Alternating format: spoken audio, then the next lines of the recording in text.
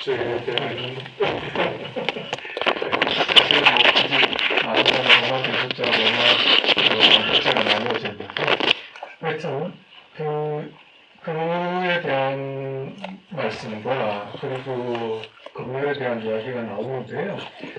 사실은 이게 조금 더 복잡합니다. 이 검열에 대한 맥락이 조금 더 복잡한데 제가 그 사전 예비 지식으로 이 GV를 진행하기에 앞서서 그 부분에 대해서 조금 더 말씀을 드리고, 저희 영상자료원에 그 출문에 대한 검열 자료가 있거든요. 이 검열 자료를 직접 보여드리면서 이때 출문과 관련된 검열이 어떤 식으로 진행이 되었는지, 그리고 이후에 사법적인 판결까지 어떻게 진행이 되었는지, 이 부분을 조금 간단하게 설명을 좀 드리고 질의를 시작하도록 하겠습니다. 아까 진행자님 말씀하셨던 것처럼 여기 QR코드를 접속을 하시면은 그 오픈 채팅방에 들어가실 수 있거든요. 혹시 영화를 보시고 나서나 아니면 JV 과정에서 질문이나 뭐 질문사항, 의견 있으시면 오픈 채팅방에 남겨주시면 제가 그걸 보고 뭐 적절한 어떤 대응을 하도록 하겠습니다. 그러면은 먼저 이제 제 자료를 좀 보면서 설명을 드리겠습니다.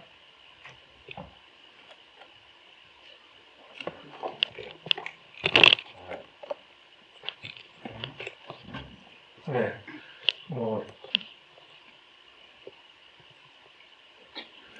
우선 이 영화에 대한 제작 신고가 뭐냐면, 옛날에는 영화를 만들기 시작할 때 신고를 하도록 했어요. 그래서 그건 단순히 그냥 공공사에다가 당신 공복처, 공공에다가 신고만 하면 되는 게 아니라 시나리오를 같이 냈거든요. 그래서 일종의 시나리오 검열이 제작 신고 단계에서 이루어지고요. 그리고 나서 이제 나중에 영화가 만들어지고 나면 상영 허가 단계, 깜빵 검열이 이루어지는 이중 검열의 단계로 진행이 되었습니다. 그래서 저희 이 서류처럼 남아있는 서류를 보면 영화 제작 신고서라는 게 있잖아요. 이 영화 제작 신고서가 여기에는 이제 4월 27일 날, 60원 4월 27일 날 뭐 접수가 되었다고 나오는데, 실제로는 조금 더 일찍 접수가 되었고, 이 접수에 대해서 그 다음에 이제 반려라는 내용이 나옵니다. 이 이 내용 이유가 뭐냐면 이게 이 서류처럼은 안 남아 있는데 그 전에 한 번 더 반려가 됐던 거예요.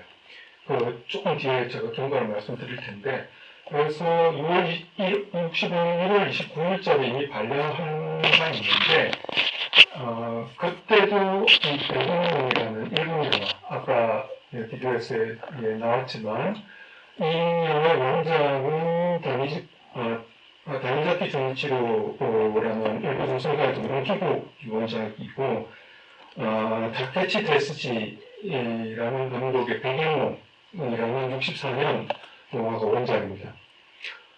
사실 이 영화의 원작인 백인몽도 일본에서는 중국만큼의 상당히 논란이 되었는데, 이 영화가 일본 핑크무비의 도시로 꼽히기도 하고, 이 영화 개봉을 보면서 이 일본 이때 당시에 영화위원회 일본자료기구에 의한 시기였거든요. 그런데 이런 식의 외설적인 영화도 제대로 스크리닝하지 못하는 영화위원회의 존재 가치가 있는가라는 이 존재 의미까지 논란이 되었던 정도로 영화의 어떤 외설 때문에 문제가 되었던 작품입니다. 그런데 이게 64년 6월에 개봉을 했는데, 배경이.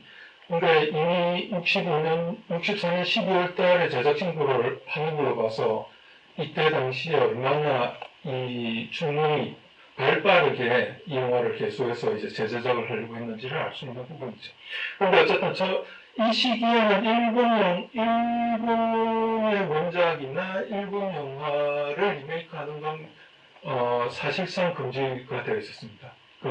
한일 국교가 정상화되어 있지도 않았고, 외색이라는 부분에 있어서 엄청나게 이 국가에서 국민 대중 정서를 감안해서 금지를 했던 시기이기 때문에 실제로 그 일본 영화의 이 시기에는 표절이 엄청 많았는데 그것은 상당 부분 이 한일국교 정상화가 되지 않은 상태에서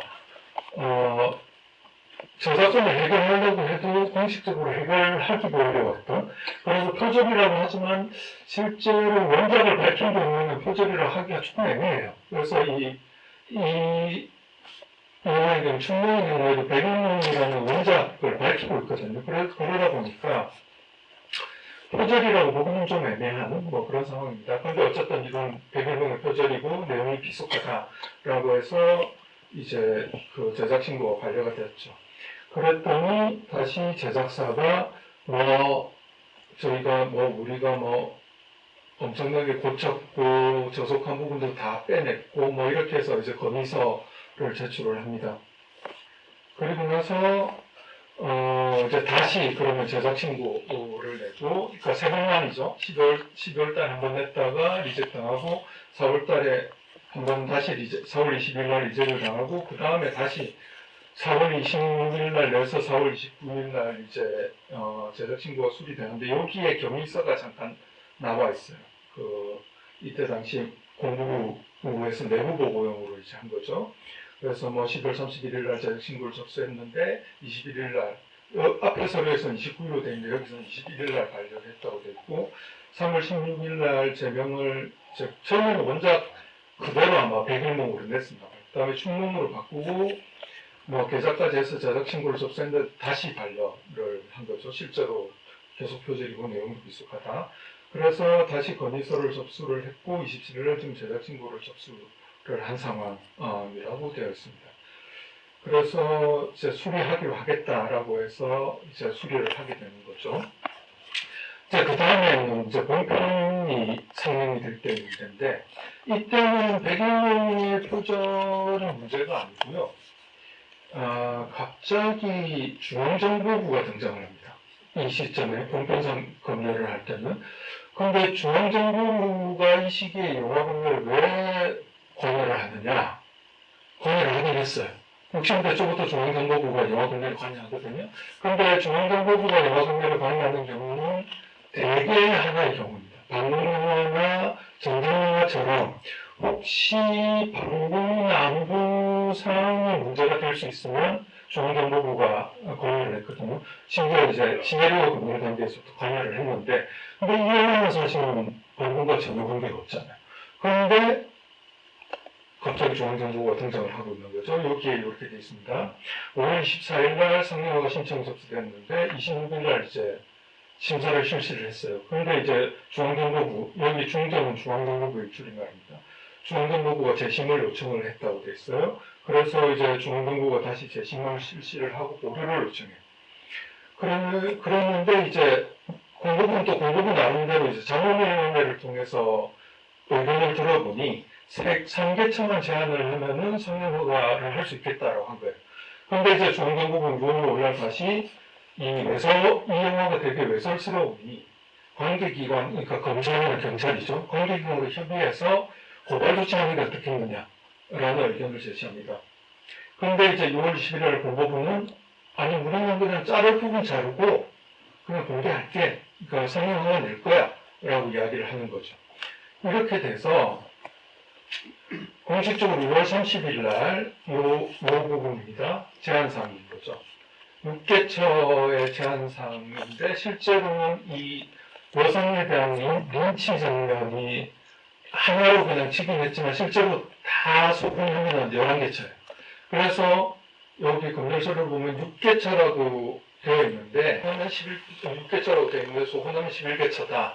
이렇게 잘라서 이제 영화 상영을 하도록 허가를 했습니다. 근데 실제로 오늘 아까 영화 보시면은 이 잘렸던 부분이 다 살아있는 걸 아실 수가 있어요. 나체 장면, 뒷모습 장면, 요즘 가슴 노출 장면 이런 것들이 다 살아있는데 거기에 대해서는 조금 이따 다시 좀 이야기를 좀 드리겠습니다.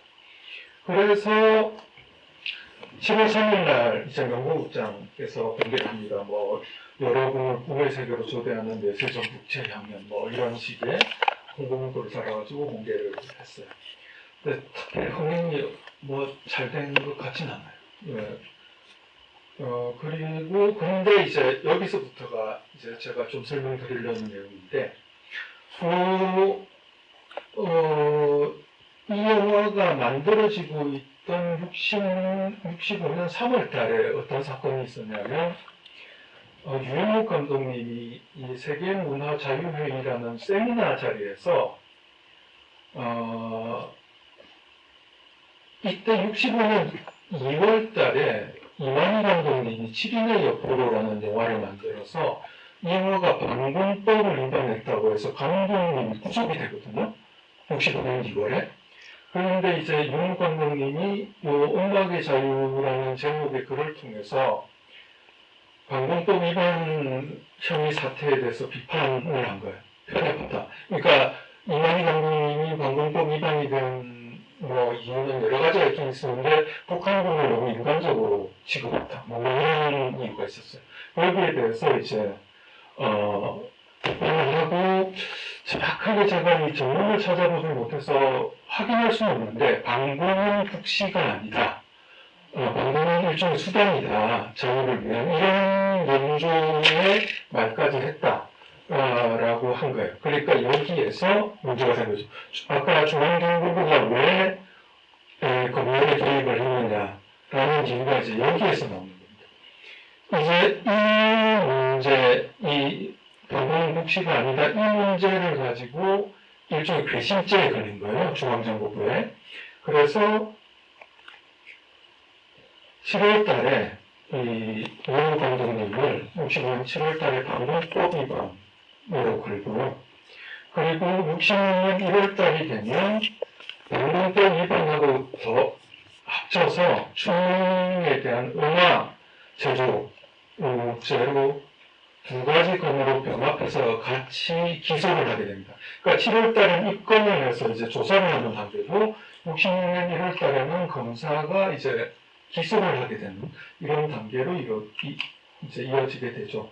근데 이 사건의 판결은 1심이 67년 3월 달에 나고 69년 9월 달에 2심 결과가 나는데요. 그래서 1심에서는 방공법은 무죄, 방공법 위반은 무죄인데 음악 제조죄에 대해서는 벌금 3만 원으로 이제 유죄 취지에 판결이 납니다. 아까 말씀하셨던 것처럼 원래 검사는 구형을 어떻게 했냐면 징역 1년 6개월, 자격정지 1년 6개월로 구형을 했는데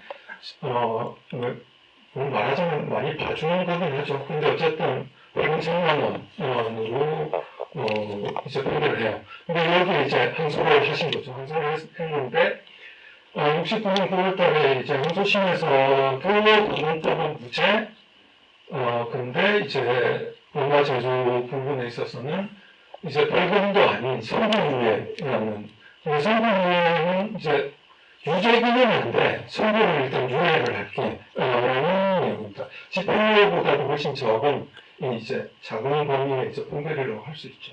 그렇지만 어쨌든 무죄 취지의 판결입니다. 그러니까 아까 이제 그 인터뷰 과정에서 원장님이 말씀하신 것처럼 예술성이 있다고 하더라도 일정한 장면이 어떤 성적 수치심을 유발을 한다고 한다면 그것은 엉망이다 라고 이야기를 하는 부분인데, 그건 사실은 좀 이래저래 좀 말이 안 됩니다. 아까 말씀하신 것처럼 실제로 이 문제가 되었던 뒷모드 장면은 검열 이전에 이미 잘랐던 장면이거든요.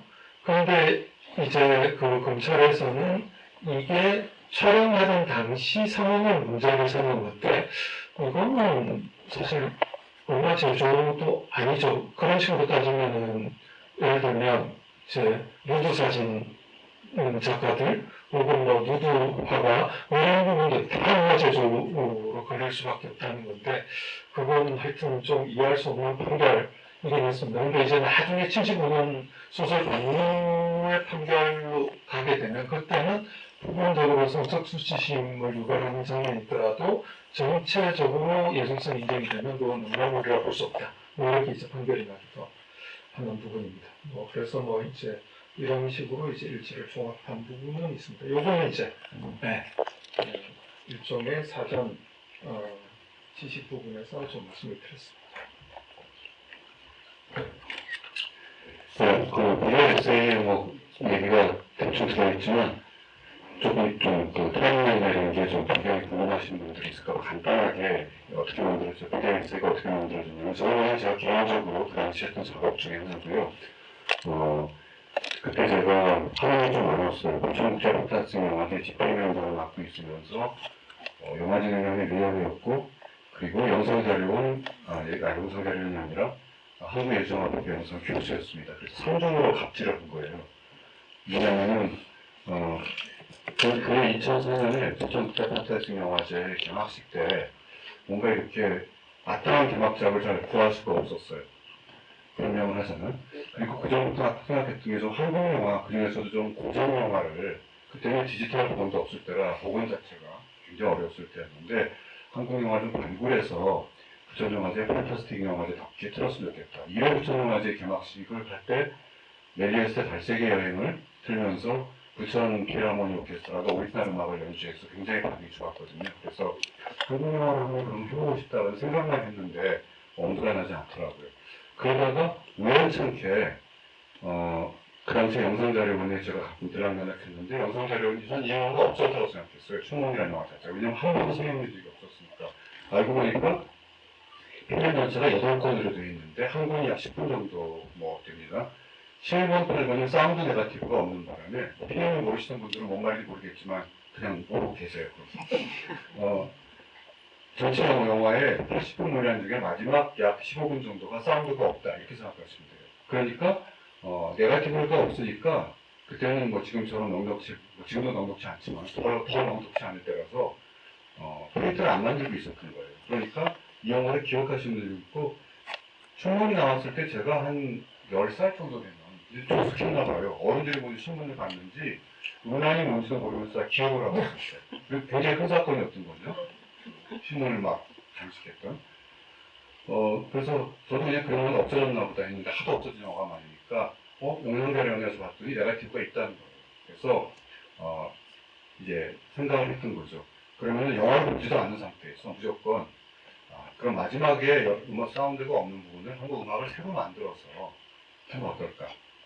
그리고 거기에 대한 예산은 어차피 그 부천영화제 개막식 때 무슨 뭐 퍼포먼스 요즘 같으면은 케이팝 그룹을 부른다거나 이런 예산이 있으니까 그 예산을 가지고 아예 복원을 해서 복원한 거를 틀면서 음악을 라이브로 하고 해서 이렇게 했던 생각을 했죠.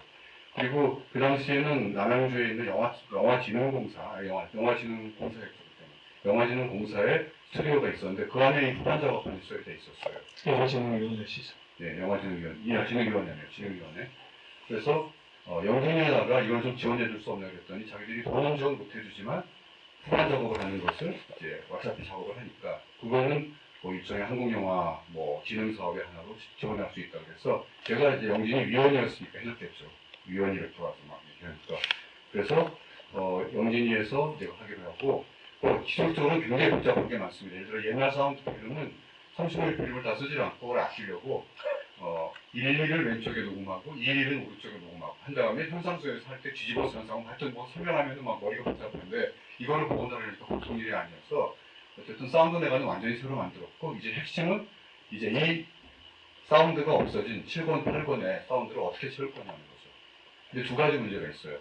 앞에 쭉 보니까 뭐 음악이 많잖아요. 막 처음에 막 스페이스 오디세이 같이 막 그런 음악도 시작하고 음악이 많으니까 아마 아직 그리고 시나리오는 다행히 녹음돼 보진 남아있기 때문에 거의 대사는 다 알 수 있는데 그리고 거의 다 커터 단위로 쭉 되어 있으니까 컨티뉴이티도 알 수가 있죠. 그런데 문제는 마지막 두 일에 음악이 어떤 음악이었는지는 전혀 기록이 없는 거예요. 감독님도 뭐 그건 그때 음악하는 사람이 그냥 알아서 갖고 와서 했고 뭐 지금도 많이 안 준다 뭐 이렇게 말씀하시고 막 인상 쓰시면서 이렇게 한데 그리고 더 문제는 이 많지는 않지만 다행히도 대사가 몇 개 있는데 이 여자는 내가 지금 소리 이거를 사운드를 넣어야 되는 거예요. 그래서 처음에 생각하기를 뭐 성대모사를 잘하는 분을 불러다 할까. 그래도 되게 감정이 들어가니까. 그래서 이제 고민을 하는 차에 여기 여성 나오신 분이 그 당시 제 강의를 듣던 제가 그때 어디 모 대학에 가서 또 시간 강사까지 끼고 있었는데 그렇게 많이 있어요. 하여튼 거기에 한 분이 그때 KBS가 MBC에 라디오 성우셨어요. 더 많이 하시는. 그래서 이분한테 디프리전에서 그 얘기를 했더니 그분 사람이 있어요 그러는 거예요. 60년대 말 67년 60년대 후반 70년대 그 별들의 고향에 오랜만에 함께 누워보는 것까지를 다 하셨던 갑자기 이름 생각이 이강식 성우님이 활동을 하고 계신다는 거예요. 뭐 인간시대 이런 것도 녹음하시고 다큐멘터리. 그래서 제가 그분 전화번호 알아가지고 전화를 드렸어요. 전화하려고. 근데 그 순간에 지금도 잊을 수 없는 게 정말 생각보다도 설명할 수가 없는데 아시다시피 심성희 선생님은 굉장히 투박한 약간 경상도 사투리의 목소리가 허스키시기 때문에 저렇게 한참 촌촌스타를 하실 때는 성우들이 다 있거든요. 그것도 한 명이 아니라 여러 명이. 1대 성우가 계시고 또 막 바쁘실 때는 30분 한꺼번에 하니까 혼자서 감당이 안 되니까 막 두 사람이 같은 영화에 같은 신성희 선생님의 성우도 하고 이런 시절이었는데 그 중에 한 분이 이제 이강식 선생님이었죠. 2대나 3대 정도. 그러니까 그 목소리는 잘 익숙하거든요. 뭐 맨발의 청춘, 뭐 별대로 그냥 다그 신성희 특유의 목소리가 있으니까 우리가 생각하는 길속된 이전이죠. 전화를 딱 드렸어요. 전화를 저쪽에 쏠려들어오는 거예요. 여보세요? 그때 제가 40년 전에 신성희 씨와 통화하고 있다는 공감도 아닌데 딱 그런 갑자기 환상에 빠져가지고 부천 영화제 어쩌고저쩌고 그러십니까? 하면서 이렇게 뭐 청문 영화 기억나시나 했더니 잘 모르겠는데 하도 많이 하셨으니까. 그래서 어쨌든 잘 돼서 섭외가 돼서 그날 오신 거죠.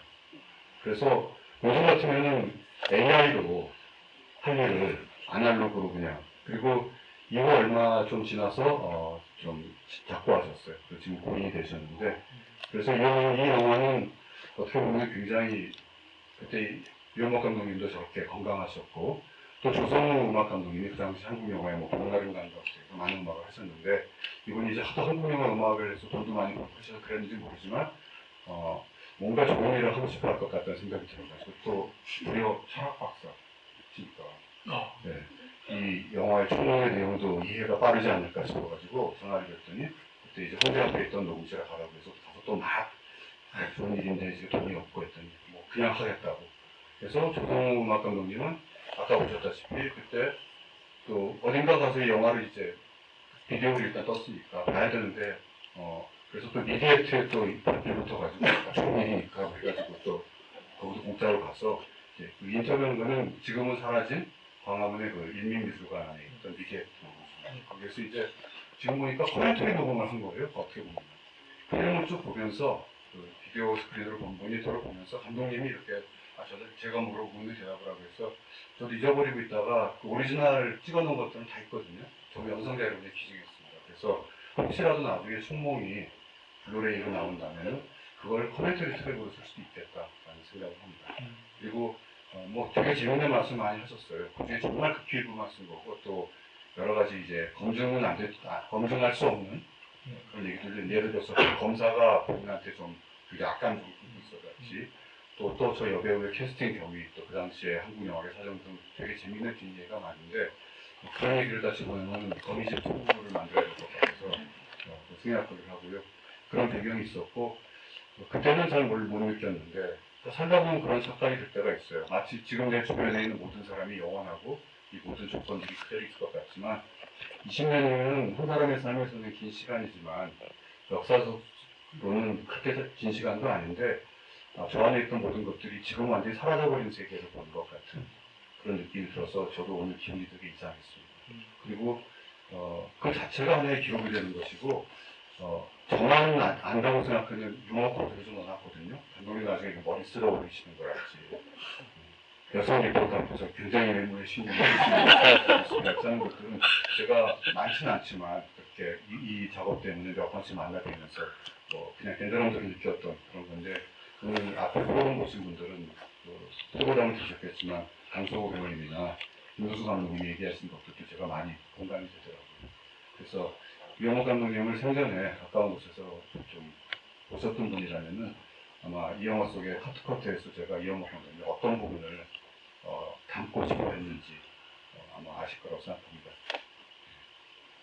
애따고 하겠다. 네, 이상입니다.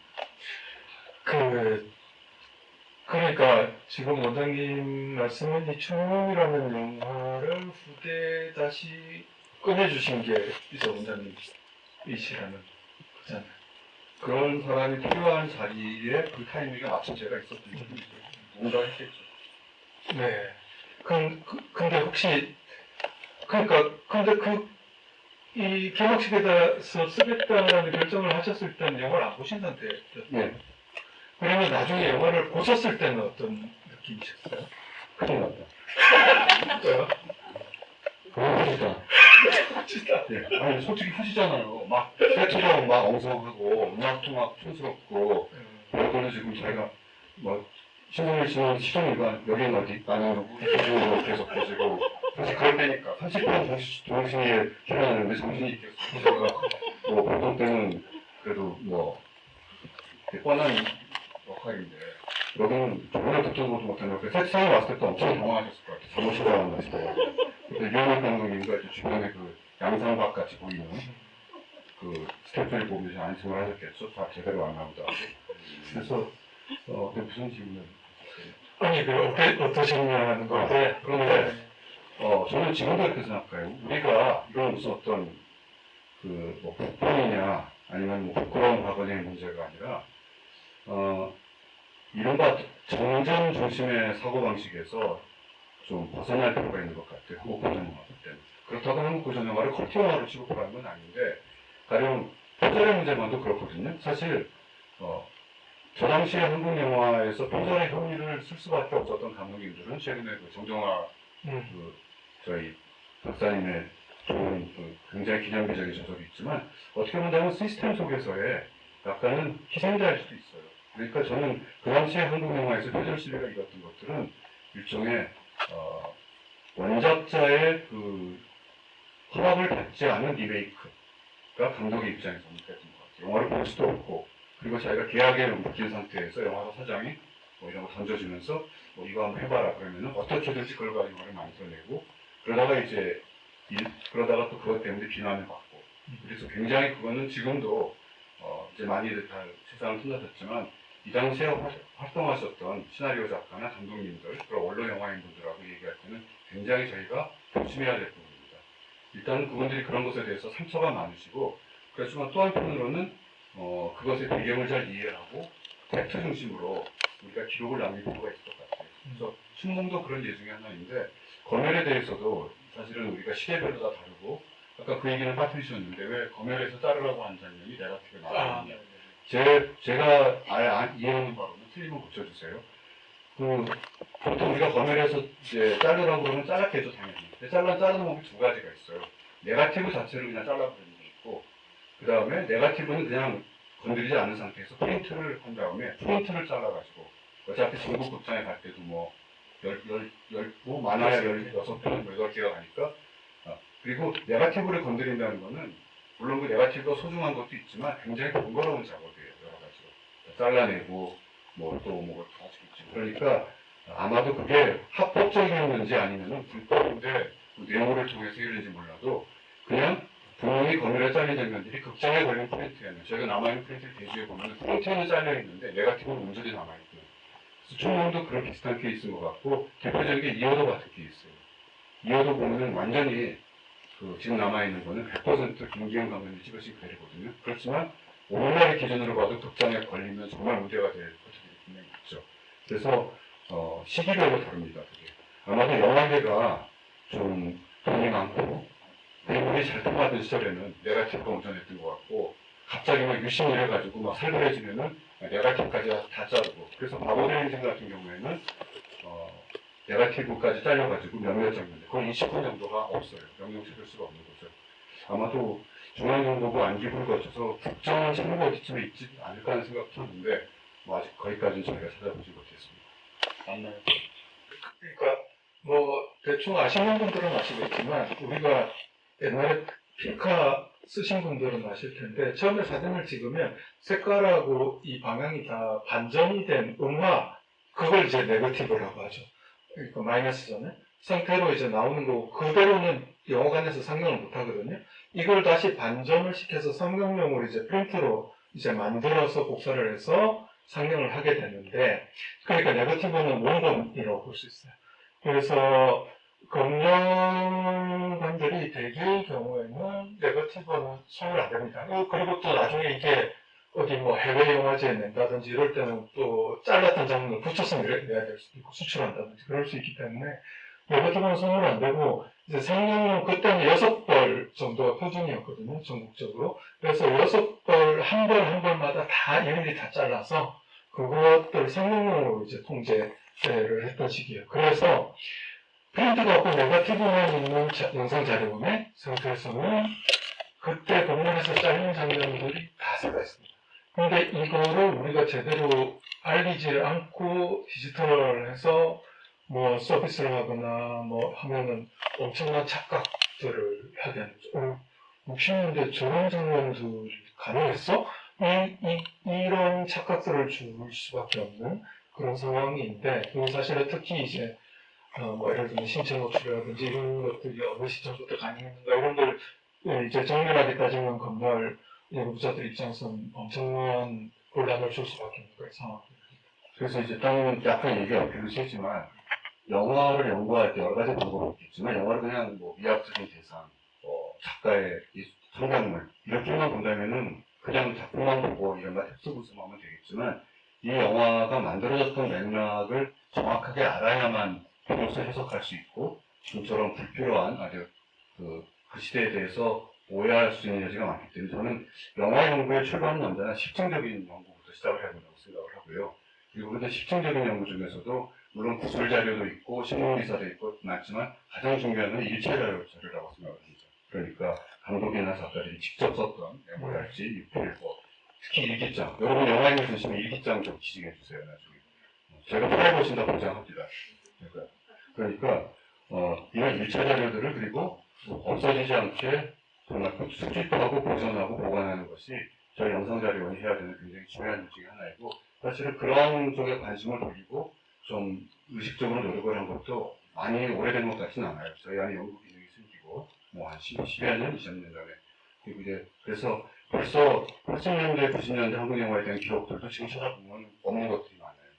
그래서 여러분들이 이사할 때 버리지 마시고 꼭 집에 있는 옛날 일기장, 메모장, 무슨 뭐 영어학교 강의로 정성인한테 사인받은 뭐 팜플렛 이런 것들 적어보고 라면 박스에 담아가지고 가져오시면은 제가 다 받지는 않고 일단 분석을 한 다음에 사용할 가치가 있다 그러면은 수정을 하고 국가에서 안전하게 보관하고 돌려드립니다. 저도 라면 박스로 소개했는데 100개 정도 돌려줬으면 상처받았어요. 그렇지만 감수하시고 부탁드리겠습니다.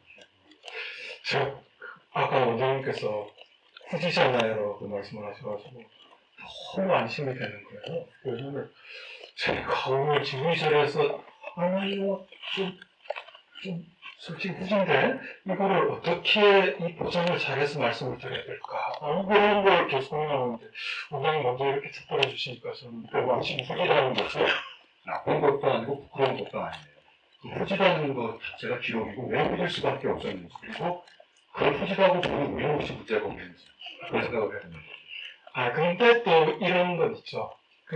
저는 개인적으로 이 영화의 가치를 어떻게 생각하냐면, 이런 완전한 사실은 이건 컨셉만 가지고, 사도마조이즘과 일종의 그걸 바라보는 일종의 일반적인 성적관념을 가진 한 남자, 이 삼각관계라는 이 컨셉을 가지고, 영화 79를 끌고 가는 영화잖아요. 사실은 서사성이 거의 없는. 근데 제 생각에는 적어도 영화관에서 개봉한 극영화 중에서 이런 영화는 이전에 또 없었고, 이후에 이제 그런 비슷한 실험성에 가까운 영화가 없다고는 할 수 없지만, 이 정도 전형적인 영화는 제 생각에는 거의 바보성은 까지 가야지 비표가 되지 않을까. 거짓말. 그러니까 바보성은 이제 83년 영화니까 그때 이후에는 좀 가능했던 그런 실험을 이제 65년도에 하셨다는 거 그런 것들이 근데 사실은 이게 갑자기 나온 건 아니에요. 그러니까 예를 들면 여기서 말씀하시지만 이 세기정사라는 제작사의 사주인 후평남이라는 사람이 일본에서 영화를 보고 이게 도움이 되겠다 싶어가지고 말하자면 윤호 감독님이 꼬신 거죠. 이게 이 감독님이라면 건물관도 봐주지 않겠냐 라는 거였는데 사실은 감독님이었기 때문에 오히려 그들에게 손해를 본 케이스죠. 방목을 따졌고 그래야죠. 근데 어쨌든 이게 그렇게만 이야기를 하지만 사실은 꼭 조금 더 전사가 있어요. 63년도에 윤호 감독님이 이 오발탄이라는 영화를 가지고 샌프란시스코 영화제 출품을 하거든요. 지금 저희 오발탄 필름이 남아있는 게 그때 샌프란시스코 영화제 출품 그 버전인데, 그래서 10월달, 60년 10월달에 미국을 가셔서 미국 그 샌프란시스코 영화제를 비롯한 그 미국 내에서 일종의 실험영화들을 상당히 보고 오셨어요. 그게, 이제 뭐, 기록, 그 연구자에 따라서는 그게 영향이 크게 없다, 뭐 아니면 크게 있다라고 연구들이 있는데, 어쨌든 63년 12월달에 기부를 하시고, 64년 1월달에 어떤 단체를 만드냐면, 시네포엠이라는 단체를 만들어요. 실험영화를 지향하는, 실험영화뿐만이 아니라 실험예술을 지향하는 음악하는 분들, 무대예술하는 분들 다 모여가지고 단체를 만들어요. 그게 이제 일종의 서사에서 벗어난 시점영화를 만들겠다라는 그런 선언을 했고, 그리고 64년에 성이라는 실험영화를 윤호 감독님이 만듭니다. 12분짜리. 그리고 이제 충무는 65년을 만들고 66년에 아까 처음에 봤던 성이라는 50초짜리 실험영화를 몬트리올의 영화제에 출품을 하기 위해서 만들었습니다. 그러니까 이것은 단순히 뭐 일본의 영향을 받아서 뭐 이렇게 뭔가 예술을 예술로 포장하기 위해서만 만든 게 아니라 63년 말 이래의 유현목 감독님의 일련의 어떤 영화적인 실험 영화에 대한 갈망과 어떤 시도, 그게 이제 이후에 소형 영화로 넘어가게 되는 그런 어떤 독립 실험 영화의 시기까지 이제 이끌어 가시게 되는 그런 어떤 출발점에서 나온 영화이기 때문에 이 영화 단순히 뭐 배경의 영웅이다 뭐 이렇게만 볼 수는 없다. 이렇게 말씀드릴 수 있을 것 같아요. 그러니까 이제 오늘 사진을 보면서 저는 굉장히 많은 걸 느꼈는데, 저도 이제 90년대 초에 옛날 충무의 마지막 끝물에서 사라져가고 있던 충무의 끝물에서 이모택 감독님의 저감독을 했기 때문에 여기 뭐 몇 분들 앉아 계시겠지만 뭐랄까 60년대 70년대의 분위기 같은 것들이 남아있었다고 생각을 해요. 좋은 것도 있고 나쁜 것도 있지만. 근데 그 영화를 보면 주체들을 생각해 보시면 가령 할리우드나 일본 같은 곳에서는 뭐 B급인 영화라면 뭘까? 예전에서는 영화를 만드는 감독이나 스태프들이나 뭐 제작자나 비슷한 생각을 가지고 비슷한 교육 수준, 비슷한 교양, 비슷한 어떤 그런 문화적 감수성, 혹은 뭐 부제식으로 얘기하는 그런 문화 자본을 가지고 영화를 만들었을 거예요. 근데 여기 보세요. 이런 분들을 딱 보면은 어떤 문화 자본을 가지신 분인지 알 수 있잖아요. 저분을 보시면은 저분이 과연 성문의 내용이나 칼리가리 박사의 기식을 보셨을까요? 근데 저런 분들이 90년대 초에 제가 처음에 충무로에서 접했던 분들이었어요. 제가 저분들을 처음 뵀을 때 딱 떠오르는 세 글자가 양상발이었어요. 그리고 나는 영영 한국에서는 못하겠다. 나는 밖에 자라서 저분들 팀에 가면 도저히 대변하지 못할 것 같아 하다가 10년 뒤에 제가 어느 날 보니까 초등학생 돼 있더라고요. 계곡 찍을 때 사다 보니까 로켓을 갔다. 그러니까 무슨 말이냐면은 그런 어떤 불균질성 혹은 그런 어떤 정상 이론 속에서 어쨌든 영화를 만드는 거. 제작자는 이것이 뭔가 관객들의 그런 뭐랄까 섹슈얼한 욕망을 자극하고 반응적인 영화로 보여줌으로써 흥행하기를 바랬고, 그것 말고 다른 개인적인 동도 있을 수 있었겠지만 그건 여기서 프라이버시 때문에 말할 수 없는 것 같고요. 이원목 감독이 지금 말씀하신 것처럼 그런 제작자의 어떤 싸움은 특 속에서 제작자의 의도에 맞춰 주되 한편으로는 검열을 좀 피해 나가야 되고, 한편으로는 이런 자기 영화로 도저히 이해할 리가 없는, 적어도 직접으로는 직관적으로는 알겠지만 그런 스태프들을 끌어모아서 세트를 짓고 또 30년 찍느라서 의심하는 거는 뭐 최선일 누가 자기가 본인한테 많이 여기 사용하는 편지로서 많이 엉겼다고 말씀하시더라고요. 감독님 이거 뭡니까 막 그러면서 그래서 이렇게 아직도 본인이 안 가시고 좀 그러셨는데, 하여튼 그런 와중에 이 감독이라는 사람이 모든 것을 끌어모아서 그 안에서 어차피 이 작품은 만자가 나와야 되는데 많이 천자를 주고 찍으라는 불가능한 작전이라면 그 안에서 내가 할 수 있는 것은 나는 그래도 해보겠다. 들키지 않는 선에서. 그래서 도입부에 보면은 그러한 굉장히 실험영화적인 부분 같이 호연주의적인 세트 같은 이 영화를 보면 아무 관계없는 엄청난 세트들을 막 짓고 이런 것들을 보면은 저는 그런 것들이 뭐랄까 논리를 넘어서 그 시대의 어떤 끝정서를 좀 느꼈던 사람으로서 굉장히 공감이 가는 게 있어요. 어떻게 보면. 그리고 그게 어쩌면은 뭐 서본제 같은 영화를 스텝으로서 참여했을 때 느꼈던 비슷한 정서예요. 너무 약간 오늘 센티멘탈한 그렇습니다. 제가 이 영화에서 좀 아쉽기도 하고 이런 점들이 좀 있겠지만 가장 아쉬웠던 부분은 뭐냐면 관음이거든요. 그러니까 이 영화는 사실은 삼각관계잖아요. 이 여주인공이 박수정이라는 배우가 사실은 마조이스트란 말이에요. 그렇기 때문에 마조이스트면서 정상적인 어떤 사랑에 대해서 정상? 이건 정상과 비정상은 아닌 것 같아요. 하여튼 일반적인 어떤 남녀관계에 대한 어떤 사랑을 또 갈구하는 면도 이성적으로 있기 때문에 가끔 심성일과 이 바람 사이를 왔다 갔다 하는 거라면. 근데 그 이성을 이기는 엄청 많은데 그냥 단순한 악역처럼 나오고 이어지는 도대체 뭘 왔다 갔다 하는 거지? 이렇게 이해가 될 수밖에 없다는 거죠.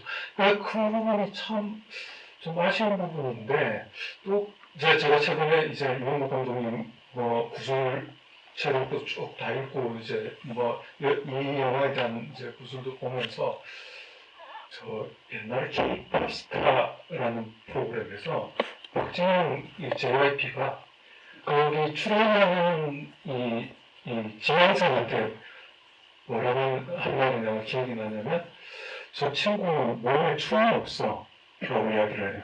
그러니까 아예 날 때부터 춤을 타고나지는 못했기 때문에 아무리 노력해도 저희가 잘 출 수가 없다 이런 말이었어요. 근데 이현복 감독님이 내가 구술이라든지 연극이라든지 이 영화를 보면서 느낀 건 감독님한테는 공연이라는 게 없구나. 그 생각을 했어요. 그러니까 이분은 공연 문제를 모르는 겁니까? 그래서 공연을 책으로 배워서 뭔가 공연으로 승화시켜서 상징으로 표현해내고 싶었던. 그래서 가장 직접적인 이 감정으로 전달해야 될 부분을 전달하지 못하는구나. 참 아쉽구나. 그래서 이 영화에는 안 보는구나. 그런 생각을 좀 했었어요. 항상 감독님 화나서 내려오실까요? 인정하실 것 같은데요? 저는 양면이 다 있을 것 같아요. 그런 면도 있고 또 어쩌면 본인이 스스로가 가지고 있는 어떤 내면 속에 진짜 어떤 부글부글한 감정을 들킬까봐 그걸 담아보고 싶은 것도 있지 않을까. 무슨 사람들은 미국이 기억이 있어서 빨리 보기 좋습니다. 마지막 부분은 인터뷰에서 우리 문제 영화입니다. 마지막 그 엔드 크레디트 들어간 거는 그 당시에 이제 국정영화제에서 지불하기 직전에 아마 그 지역의 케이블 TV에서 나왔던 것 같아요. 보시면 약간 좀 완전히 프로페셔널한 그런 공중파에서 나오신 분들이 아닌 게 좀 티가 나죠. 그래서 이제 그분들이라서 되게 어설픈 인터뷰였는데 그래도 감독님이 진지하게 임하신 게 거의 술 생각을 안 했어요. 근데 나중에 이렇게 편집할 때 엔드 어떻게 이거를 마무리 짓나? 원래 그 앞에서 이렇게 감독님의 모습을 마무리 지으려고 했는데 감독님의 그 약간 그 들떠게 하시는 이런 모습들이 제가 봤던 평소에 이렇게 공석 석상, 정식 석상에서 안 보이신 모습이라 애가 보겠다고 했는데 나중에 감독님 보여드렸는데 뭐라고 안 보이시더라고요. 그래서 다행입니다. 그리고 만성 만입천자라는 표현에서 자는 필름 길이를 지는 단위인가요? 대충 몇 미터 정도일까? 그러니까 필름 시대가 끝나서 아마 정말 보실 텐데 저는 이게 붙어서 쓴 말이 여기서 자는 척을 얘기하는 거예요. 정확히는 우리나라 전통 그게 아니라 피트. 그러니까 1피트가 한 자가 되는 거죠. 그리고 예전에 30mm 영화에서는 만장은 한 얼마 정도 했죠? 얼마 기억이 안 나는데 100분이 좀 90 정도. 90분. 네. 90분이 만자라고 생각됩니다. 예. 원장은 필름에 대한 강좌도 한번 자료를 했으면 좋겠어요. 궁금해하시는 분들이 많더라고요. 전혀 실험되지 않고 쓸데가 없는 지식이기 때문에 그거 강좌가 좀 인기가 있다. 가끔 합니다. 가끔 이제 필름에 대해서만 현장에서 필름 이런 거 자료는 되게 좋은 것 같은데 자는 피트가. 그러니까 이제 말하자면 윤목 감독님의 질문에 따르면 좀 하여튼 뭐 약간 이 특수에 따라 조금 다르긴 한데 어쨌든 뭐 90분에서 100분 정도 그때 당시에 이제 100분이라고 생각을 하셨을 거예요. 그래서 100분 정도가 영화 상영의 표준이거든요. 그게 영화관에서 5회차를 틀 수 있는 타임이기 때문에. 그런데 이제 120분 정도의 딱 필름만 받는다는 거예요. 12,000자니까. 그러니까 우주 필름, 로스 필름이 20분을 넘으면 안 되는 거죠. 그러니까 함부로 NG를 볼 수가 없어요. 예를 들어서 이 영화 속에서 감독이 모든 카트를 다 머릿속에 가지고 있다가 과연 내가 정말 꼭 잡고 있는 카트가 있다면은 그 카트는 NG가 몇 번 나더라도 찍기 위해서 다른 카트에서 스스로 타협을 하는 거예요. 그렇지만 나온 결과를 볼 때 관객들은 뭐거든요. 관객들은 뭐가 그렇죠? 후지가 그렇죠. 그걸 보면 감독은 다음에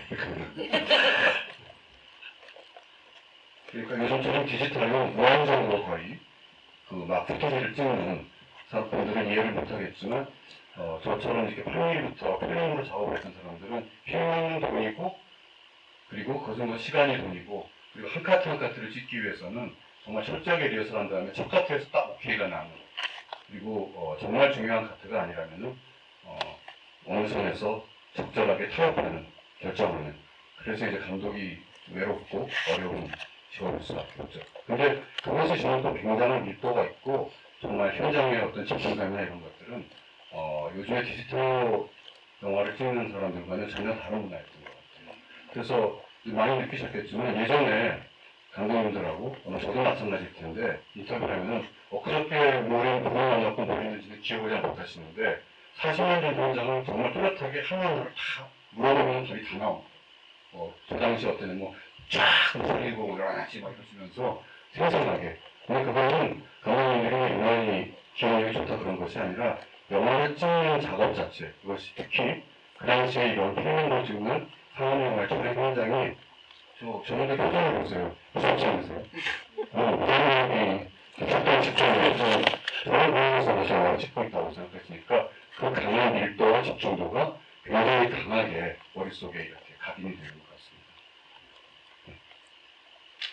아까 관문이라고 그 유모 감독님에 대해서 말씀을 했는데 생각해보니까 한국 영화에서 제대로 된 관문을 표현하는 감독이 별로 없었던 것 같아요. 그런데 적어도 80년대 이전까지는. 근데 우주 문화권의 사회에 특히 유모 감독님처럼 개신교의 영향 이런 과정에서 정말 관문적인 것에 대해서 정말로 상상조차 하기가 좀 어려웠을 것이고 그것을 또 표현을 한다고 한들 검열에서 다 잘릴 수밖에 없기 때문에 저는 이 검열이라는 게 특정한 만들어진 영화의 특정한 장면을 공개하지 못하는 게 문제가 아니라 우리는 상상력을 제한한다라고 이야기를 하잖아요. 그건 무슨 말인가? 그래서 뭐 특별한 못 찍는 장면이 뭐가 있을까? 뭐 이렇게 이야기할 수는 있는데 지금 저는 이 충동 같은 영화를 보면서 정말로 이 어떤 그 여성의 어떤 정말로 어떤 오르가즘보다 더한 어떤 마조 히스토의 어떤 그 연락의 어떤 장면을 연출을 해야 된다는 거죠. 근데 이제 그것을 과연 그 상황 속에서 그 시대 속에서 어떻게 보여줄 수 있었을 것인가 라고 생각하면 그 검열, 그러니까 제도적인 검열뿐만이 아니라 문화적인 감각적인 검열에 이르기까지 그 시대에서는 사실상 포기하기가 불가능하지 않았을까 뭐 이런 생각이 갑자기 들게 됐습니다. 시간이 많이 가서 혹시 프로그램에서 질문 있으시면 손들어 주시면 저희 감독이 받아볼까요? 감사함을 간단하게 말씀해 주세요. 영화관은 충격적이라서 지금 기억나네. 영화 감독님입니다. 너무 재밌게 잘 들었습니다. 하시는 입장에서도 아까 관용 부분은 좀 동의를 하는데 저는 설명을 여러 번 들었는데 설명을 들으면 야해요. 굉장히 야한데 막상 찍을 때는 이게 그게 좀 어색해 하신다고 그러나요?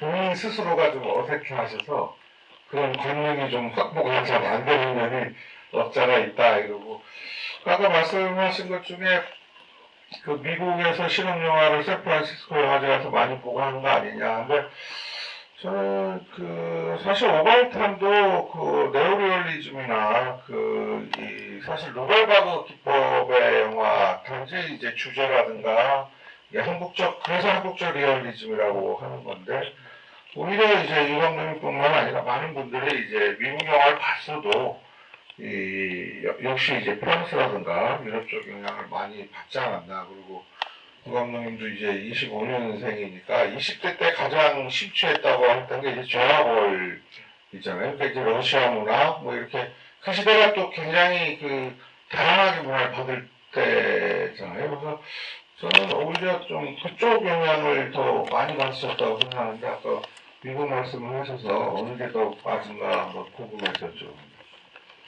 그러니까 이 50년대 한국 영화의 어떤 이상적인 어떤 그 영화적인 미학의 표준 같은 거는 네오리얼리즘이었고, 그리고 이제 50년대 후반, 30년대부터 쭉 이어진 거긴 한데, 프랑스의 시적 리얼리즘 혹은 뭐 인상주의의 어떤 영화들, 그리고 이제 할리우드 고전 영화들, 그 시기에 뭐 로베르 브레송과 같은 또 새로운 어떤 프랑스의 노벨바그의 전조가 됐던 그런 어떤 영화들이 이 시기의 감독들한테 상당히 영향을 주는데요.